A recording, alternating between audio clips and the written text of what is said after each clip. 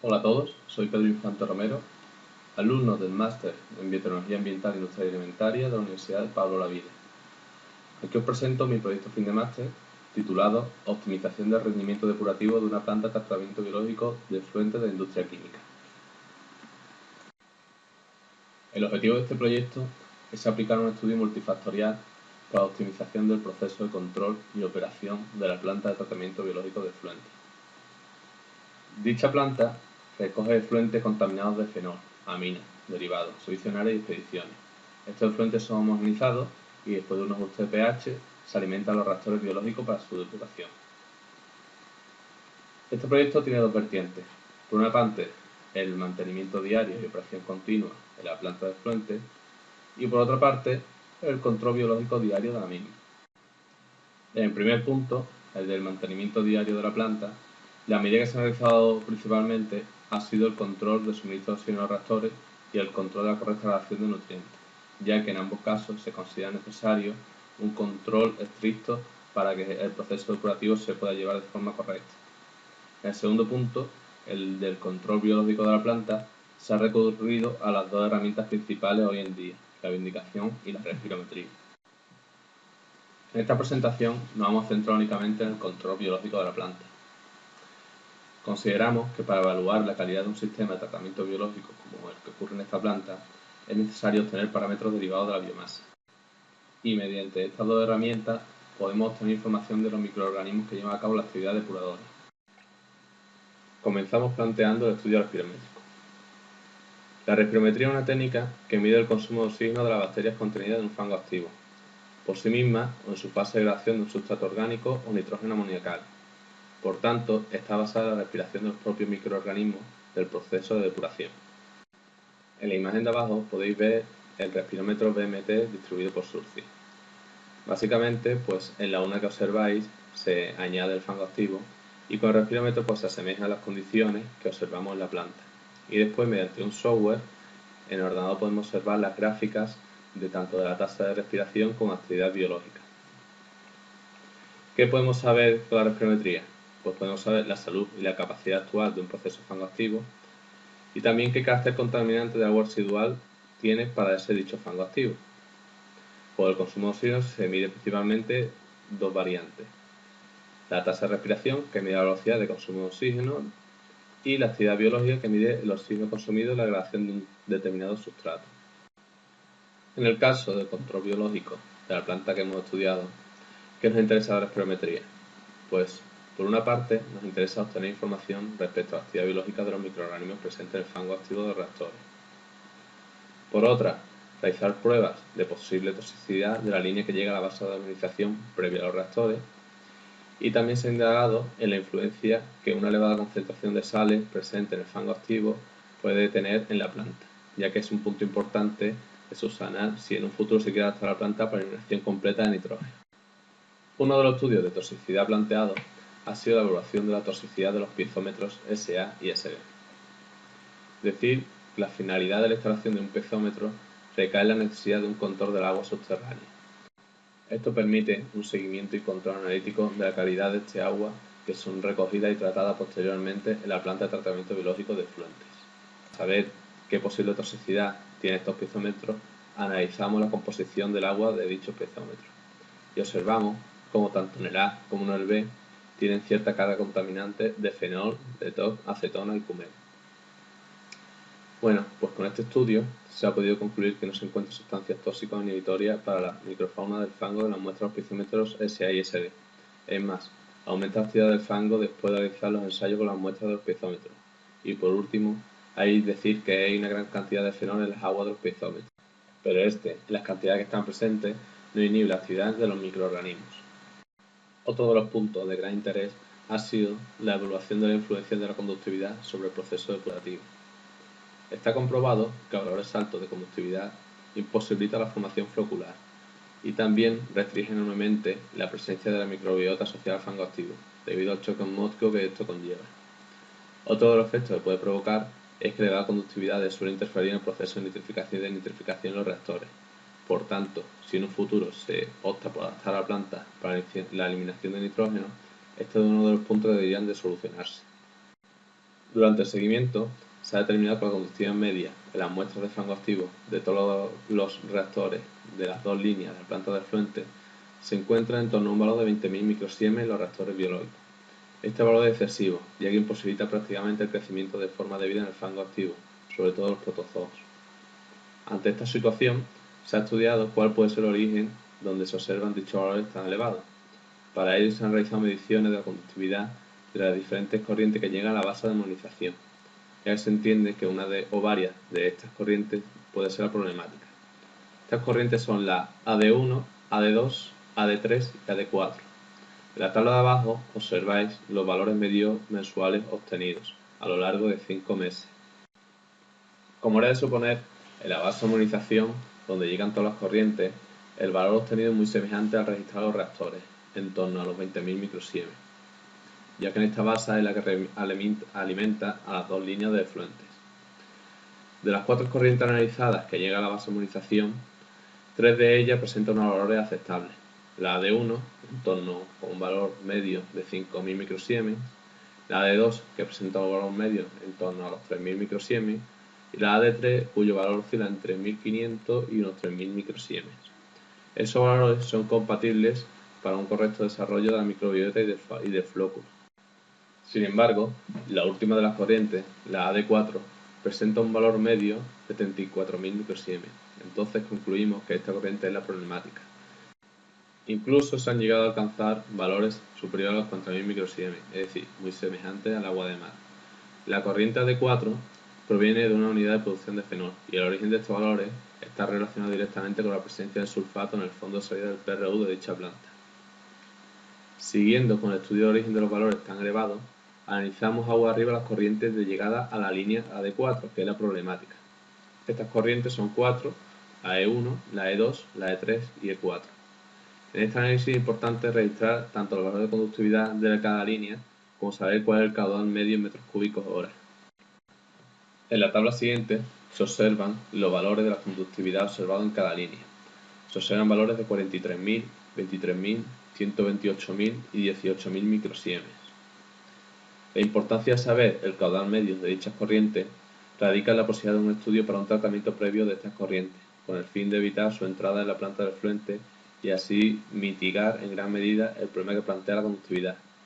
Desgraciadamente, la corriente que presenta el mayor valor de conductividad es el que tiene mayor caudal medio diario.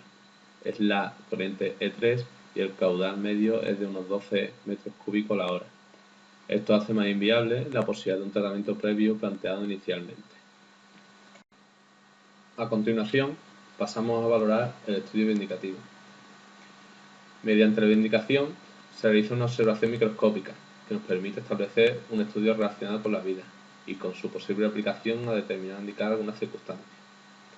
Mediante la microscopía podemos realizar la observación directa de los microorganismos presentes en el sistema de depuración, protozoos, metazoos, bacterias filamentosas, bacterias formadoras de flóculos, etc., así como su cuantificación. También nos permite realizar un análisis de la formación flocular y determinar si es lo suficiente correcta para no tener problemas posteriormente en los decantadores. Como todos sabéis, el flóculo es la unidad ecológica y estructural del fango activo. Por tanto, en él se lleva a cabo la depuración biológica y la posterior separación de fases, y está formado por materia orgánica, bacterias filamentosas, bacterias formadoras de flóculo y protozoos y metazoos. Como observáis en la fotografía, se determina un flóculo de un tamaño considerable, muy disgregado y con una biomasa interna en pequeñas proporciones. Además, su presencia filamentosa es excesiva, por lo que se determinan problemas de bulking filamentoso. Este tipo de flóculo es el que se observa en todos los reactores de ambas líneas de las plantas de efluentes. En cuanto a la población de protozoos y metazoos observada en los reactores, se determina una diversidad muy baja y la única especie que siempre ha estado predominante en el fango activo ha sido el género Percularia, como observáis en las dos fotografías. También en determinadas ocasiones se ha observado la presencia del género Plote, pero de forma muy esporádica y solamente en algunos de los reactores de la planta. En cuanto al estudio de la población de bacterias filamentosas, los dos morfotipos filamentosos que se han determinado dominantes son el morfotipo 0581, que lo observáis en las dos fotografías de arriba, y Micotis cálida, ¿vale? Observáis la fotografía de abajo. 0,581 es un morfotipo típico de plantas urbanas, pero también se determina en plantas industriales, según Eichelboom, mientras que Micotis cálida suele aparecer únicamente en plantas industriales y sobre todo también en plantas petroquímicas, como es el caso. Otros morfotipos que han aparecido de forma secundaria son el morfotipo 0041, que observáis las dos fotografías de arriba, y el morfotipo 1701, que observáis las fotografías de abajo. Ambos morfotipos también son típicos de plantas urbanas como plantas industriales. Y por último, también se ha observado la presencia de agrupaciones cocobacilares, como observáis en ambas fotografías. Estas agrupaciones cocobacilares en un principio de seguimiento eran excesivas, como observáis en la fotografía de la izquierda, donde el número de cocobacilos es elevado, mientras que al final del seguimiento la presencia de estas agrupaciones cocobacilares disminuyeron en tamaño. El cambio producido en el tamaño de estas agrupaciones cocobacilares se debe a un cambio producido en el tiempo de resistencia hidráulico en ambas líneas de reactores, que posteriormente veremos. Pasamos entonces a la evaluación del tiempo de resistencia hidráulico. Este es uno de los puntos que resulta de mayor interés, ya que se ha comprobado que es uno de los aspectos que condiciona enormemente que la decantación del fango activo en la planta no sea la adecuada en todos los reactores. El tiempo de resistencia hidráulico debe ser suficiente para permitir un tiempo de contacto adecuado entre el material orgánico disuelto y los microorganismos. En los sistemas convencionales de agua urbana se presenta un tiempo de resistencia hidráulico entre 6 y 10 horas. Sin embargo, si se excede en este tiempo, esto puede desencadenar determinado tipo de problemas, debido al desarrollo anómalo de los microorganismos implicados en el sistema, ya que las bacterias filamentosas pueden crecer de forma desmesurada, generando un bulking filamentoso, mientras que también pueden aparecer bacterias generadoras de EPS, lo que puede desencadenar en una alta concentración de EPS y pudiendo ocasionar problemas de bulking viscoso. Nada más iniciado el seguimiento, se comprueba que el tiempo de resistencia hidráulico en ambas líneas era muy elevado. Como observáis en la tabla, tenemos la línea 1 y la línea 2. La línea 1 está formada por tres reactores, reactor A, B y C. En los tres reactores se observa un tiempo de resistencia hidráulico de unos 4 días. El reactor A comunica con el B y el reactor A también comunica con el C, pero el B y el C no están comunicados en ningún momento. Por tanto, se suman el tiempo de resistencia hidráulico del A y el B y del A y el C. Esto nos da un total de tiempo de resistencia hidráulico de la línea 1 de 8 días. Si analizamos la línea 2, observamos dos reactores, el A' y el B'. Ambos reactores están comunicados y en el reactor A' observa un tiempo de resistencia hidráulico de 4 días, mientras que en el reactor B' el tiempo de resistencia hidráulico es de 3 días y medio. Esto hace un total en la línea de 7,5 días de tiempo de resistencia hidráulico.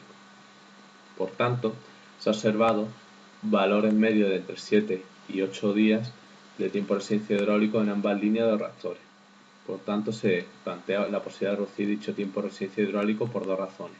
Por una parte, una escasa capacidad de decantación del fango como consecuencia de una elevada proliferación de bacterias filamentosas y una presencia de agrupaciones cocobacilares, y por otra parte, el ahorro energético que puede suponer la reducción del tiempo de resistencia hidráulico. Las dos formas para poder disminuir el tiempo de resistencia hidráulico son, por una parte, aumentar la carga a los reactores y por otra, pues pudiendo vaciar algunos de los reactores si es posible. Aprovechando la época estival, se planteó la posibilidad de reducir el tiempo de resistencia hidráulico de la línea Fuente 2. En agosto se vació el reactor A' de la línea 2, funcionando a partir de esa fecha únicamente con el reactor B'.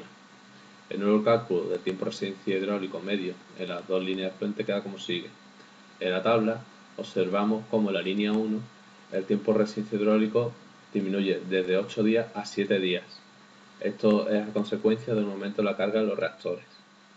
En la línea 2 se observa cómo el descenso del tiempo de resistencia hidráulico es más elevado debido a que, como hemos comentado, el reactor A' se ha vaciado, mientras que el reactor B' también se ha aumentado la carga, disminuyendo desde 7 días y medio hasta 2,5 días en total de la línea 2. Los efectos del descenso del tiempo de resistencia hidráulico en la línea 2 se observaron a los 17 días tras el vaciado del reactor A'. En la fotografía de abajo a la derecha se observa el proceso de decantación del fango activo del fango procedente del reactor B'. La probeta de la izquierda muestra el fango del reactor B' todavía cuando estaba operativo el reactor A', por tanto de un fango donde el tiempo de residencia hidráulico era elevado. Mientras que la fotografía de la izquierda muestra el proceso de decantación del fango activo del reactor B' cuando se vacía el reactor A'. A los 17 días del proceso de vaciado, se observa como el proceso de decantación mejora enormemente. Sin embargo, en la línea 1, como el descenso del tiempo de residencia hidráulico ha sido muy poco, solamente de un día, pues diferencias en cuanto al proceso de decantación no se observan. Desgraciadamente, a partir de finales del mes de octubre, como consecuencia de la llegada de lluvia, se puso de nuevo en marcha el reactor A', teniéndose de nuevo valores muy elevados de tiempo de residencia hidráulico. Por tanto, el proceso de decantación empeoró de nuevo, asemejándose a las condiciones que se observaron inicialmente. Una vez analizado el análisis biológico, tanto mediante la respirometría como la vindicación, pasamos a valorar cuáles son las conclusiones generales de dicho proyecto. Por una parte, en el análisis respirométrico, los principales estudios realizados han estado relacionados con la posible toxicidad de los influentes que llegan a la planta de tratamiento biológico del fluente. Se ha comprobado que el fango activo de los reactores está bien adaptado para resistir y depurar las posibles corrientes tóxicas que llegan a la planta, ya que prácticamente no existen condiciones que inhiban su funcionamiento. También se ha analizado la capacidad de eliminación total de nitrógeno, ante una posible remodelación de la planta con dicho objetivo. Se ha comprobado que resultaría bastante dificultoso dicho fin, consecuencia de la elevada conductividad presente en el sistema debido a la corriente AD4 que llega a la planta. Además, está comprobado que la elevada conductividad afecta negativamente tanto a la formación flocular como a la microfauna asociada al fango activo. Mediante la vindicación, se puso de manifiesto que el tiempo de resistencia hidráulico presente en el sistema era uno de los factores principales que condicionaba el funcionamiento de la planta, ya que era muy elevado. Debido a este tiempo de resistencia hidráulico tan elevado, tanto la proliferación filamentosa como la de las agrupaciones cocobacilares eran excesivas, desencadenando en problemas de Burkitt filamentoso y viscoso respectivamente. Esta situación condicionaba enormemente lo que era la decantación del fango activo. Analizando esta situación, pues se tomó la decisión de parar el reactor A', de la línea Fluente 2. Esta parada conllevaba que el tiempo de resistencia hidráulico disminuía considerablemente en esta línea, y sus efectos pues, se observaron notoriamente a los 17 días de la parada. La decantación del fango mejoró notoriamente, alcanzándose unos valores no registrados hasta el momento. Esta mejoría de la decantabilidad del fango era consecuencia de un descenso tanto de la densidad filamentosa como de las agrupaciones cocobacilares. Una vez observando los resultados obtenidos, se detalla una serie de recomendaciones futuras que se han ido planteando a lo largo del proyecto. Por una parte, se ha observado que la disminución de tiempo de resistencia hidráulico ha resultado exitosa en la línea de fluente 1. Por tanto, esta misma prueba se podría realizar en la línea de fluente 2, con la parada del reactor AD-A. Otras recomendaciones sería el estudio de alguna tecnología, por ejemplo osmosis inversa, empleo de floculante, para disminuir la conductividad de la corriente AD4 que llega a la PTB. Esta medida estaría condicionada principalmente si en un futuro se debiera adaptar la planta para la eliminación total de nitrógeno.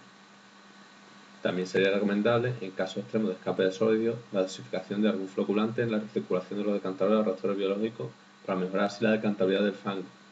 Si es necesario, controlar su dosificación, ya que un exceso de floculante puede retardar el metabolismo de los protozoos presentes en el fango activo, llegando incluso a desaparecer. Con esto terminamos. Muchas gracias a todos y hasta pronto.